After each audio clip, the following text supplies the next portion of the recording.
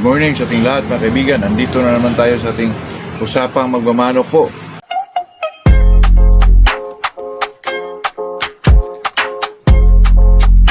Bago tayo mag-umpisa mga kaibigan ay nagpa-shoutout muna itong mga kaibigan natin na si Jimmy Pasadoble, Isabel Leite, itong kababayan natin na si Volter Aninyon from Bohol, Santos Pacaldo from Quezon, Felipe Aguasan, Pabaras, Rizal. Good morning sa inyong lahat dyan mga kaibigan. Ito naman sa atin mga kaibigan ay talagang enjoyment lang po. Palagi kong sinasabi ito mga kaibigan na itong mga sinasabi natin dito ay hindi tayo nagmamarunong o nagtuturo. Sa atin lang po ay talagang kung ano lang yung mga ginagawa natin sa ating manukan, yun lang po.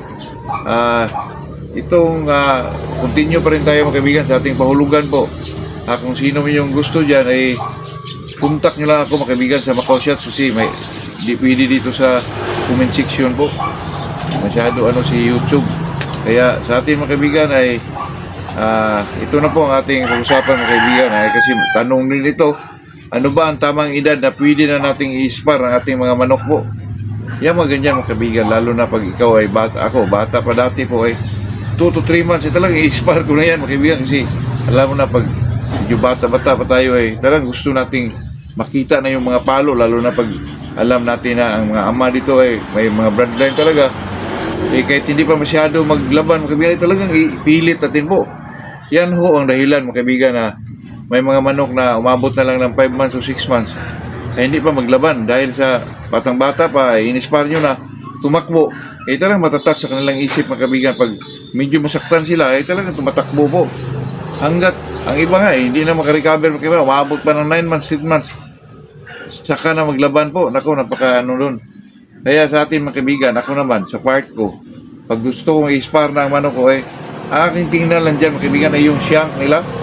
Yung dito nila, yung medyo medyo malaki na. At saka, kasi mga kaibigan, pag medyo payatot pa yung shank nila po mahirapan tayo dyan itong tayo nila talaga mahirapan kasi ang manok kasi mga kaibigan kahit hindi yan matamaan sa palo alam ko yan na ang manok po lalo na pag bata pa talagang mamilay mga kaibigan sa sarili nilang palo po kasi sa sobrang lakas mamilay sila mga kaibigan sa sariling palo nila, hindi ho yung matamaan sila tapos mamilay, hindi po mamilay sa sobrang lakas po lalo na pag 5 to 6 months, parang lang yun mga kaibigan, siguro nanibago yung mga ugat sa ilalim siguro, yung mga muscle, kaya namilay po.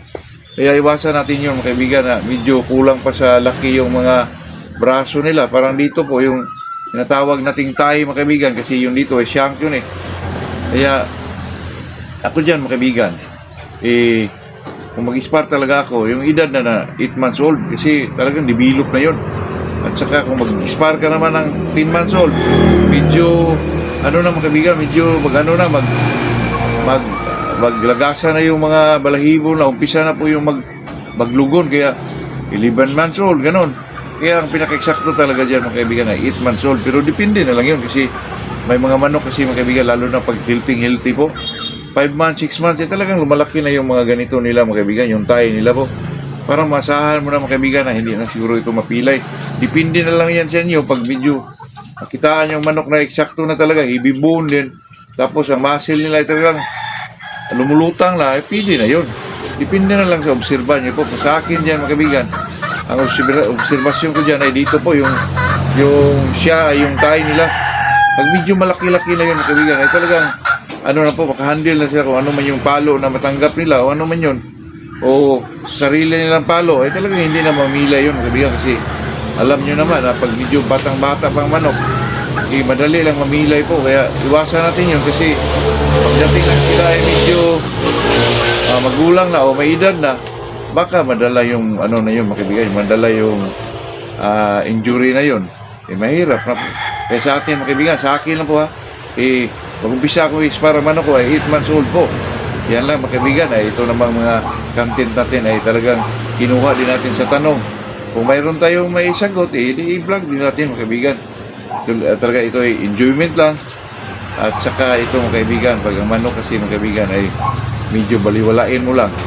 okay lang yan, wala lang yan. Pero hindi po kasi ang manok po ay medyo magano sila, mapupya yung ibang manok kaibigan na talagang kung hindi, pinabayaan mo lang yan, nandun pala ang sakit, madala nila yon, matamaan sila ng isang palo mga kaibigan, baka pag ano pa yun mga kaibigan, magpanran tawag nila doon, matakbo yung manok, kahiya naman yun mga kaibigan. Kaya iwasan natin yung ganon na kung mag-spar tayo na nasa eksaktong edad na, eksaktong muscle na sa isang manok, para maiwasan natin yung mga ganong klaseng ganong klaseng pangyayari po.